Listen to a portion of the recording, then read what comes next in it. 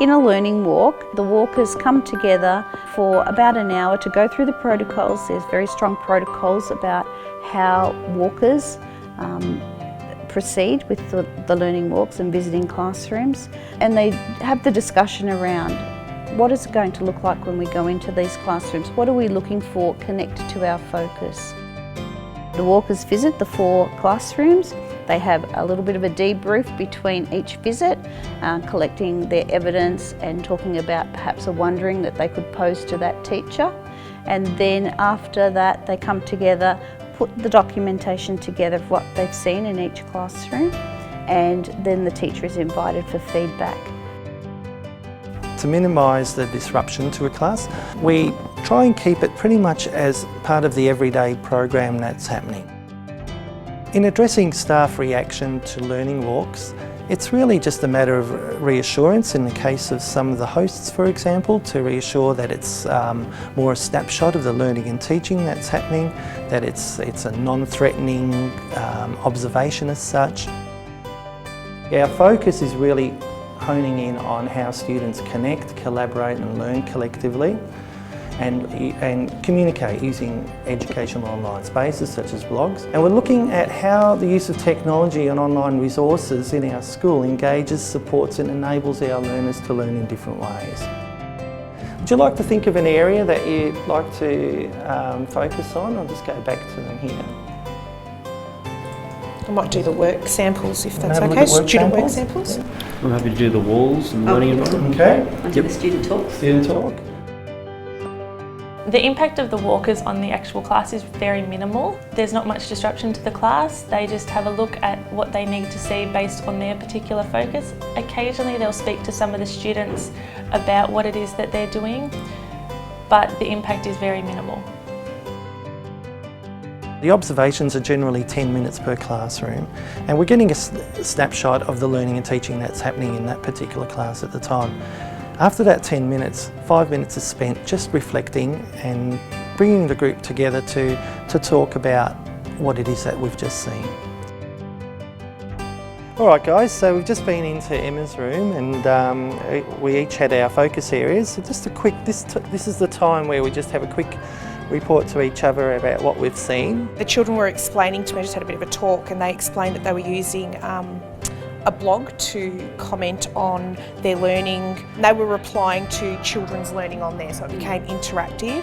So my focus was on student talk, and I sort of listened to them and inquired as to that a lot of them were doing research in there and then presenting it on PowerPoint. So I asked them, well, where do you get your information from?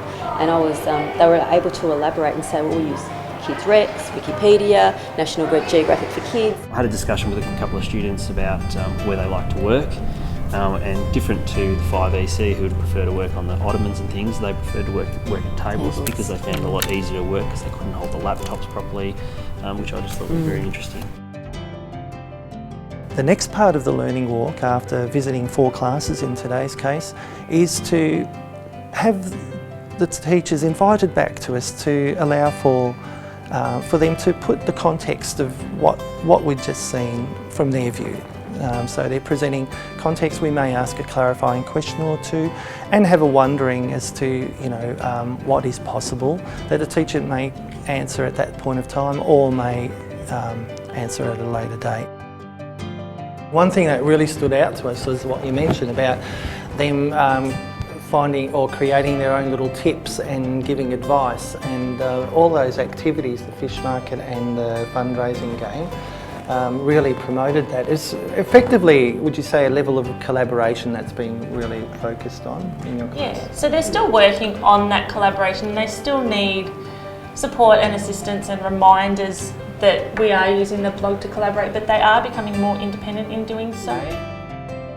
Learning walks have helped me personally as a teacher to be more reflective on my own practice through the times that I have been a host teacher.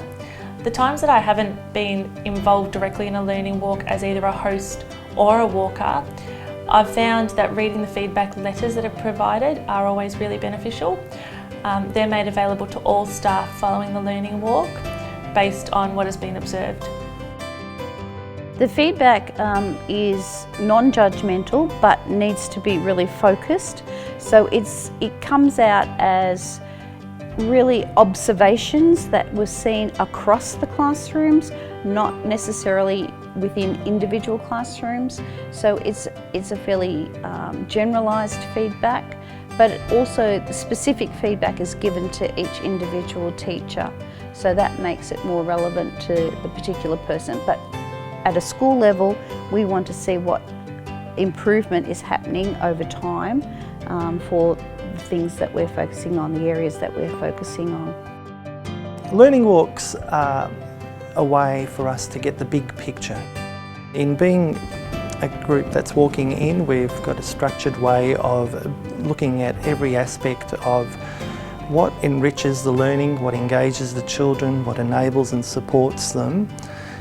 And for the hosts, I suppose it's about giving us a snapshot of everyday learning and teaching that's happening.